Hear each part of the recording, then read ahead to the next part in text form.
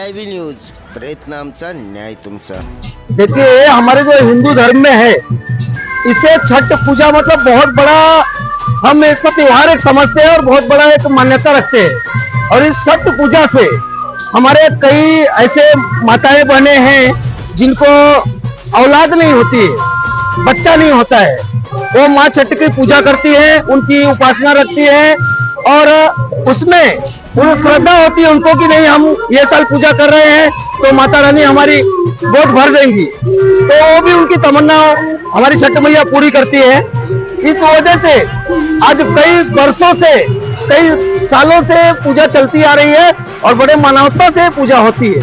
पूरे शहर के अंदर, पूरे अपने हिंदुस्तान के अंदर, यूपी हो, बिहार हो या महाराष्ट्र हो, गुजरात हो, कहीं पे भी आप देखेंगे छठ मैया का पूजा एक बहुत बड़ा हम वो रखते हैं कि बहुत बड़ा हमारे लिए एक त्योहार है, हमारे लिए बहुत सौभाग्य का दिन है कि जो हम एक अपने बच्चों के लिए, कोई ऐसे माताएं बने हैं जिनको बच्चा नहीं है, वो एक मानवता को रखती हैं, दूसरों को आके झोलिया में जो उपासना करती है, उनको पोछों में उनके प्रसाद डालती है और नारियल डालती है और माता रानी से प्रार्थना करती है अगले साल मैं भी एक उपासना करूंगी, मेरी भी गोद भरनी चाहिए, और उनकी अपेक्षा ये पूरी करती है अपनी छठ मैया। सूर्यास्त और सूर्य उदय का और समय है। ये जो सूर्य क्या है, जैसे कि अभी आज जो आए हैं, उदय आज ये सूर्य ढल रहे, इसके लिए और कल सुबह जो आएंगे सूर्य उदय का जो दर्शन लेंगे वो, वापस एक बार हाँ, कल सुबह 5 बजे आएंगे और सूर्य उदय का जो दर्शन लेंगे वो दर्शन बहुत बड़ा मान्य है।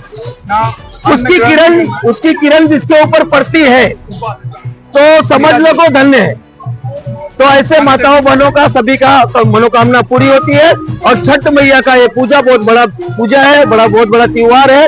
पूरे अपने हिंदुस्तान के अंदर इसी तरह मनाया जाता है और मनोकामना पूरी होती है। ये जो है, ये जोत जलाई गई है, हाँ। कलश के ऊपर में, तो उसके अंदर में मतलब कोई देवी के स्वरूप में पूजा की जाती है, कोई भगवान का नाम आता है वो क्या?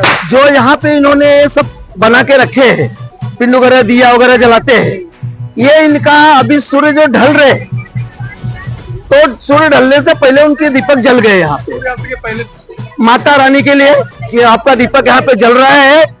और फिर कल सुबह हम यहाँ पे आएंगे और सूर्य के किरणों का हम दर्शन लेंगे और पूजा करेंगे और जल में नहाएंगे और अर्घ देंगे।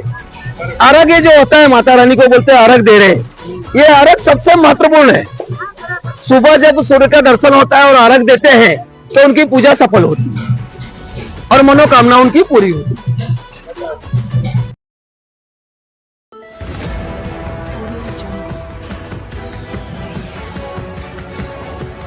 CIB न्यूज, प्रयत्न आमचा, न्याय तुमचा।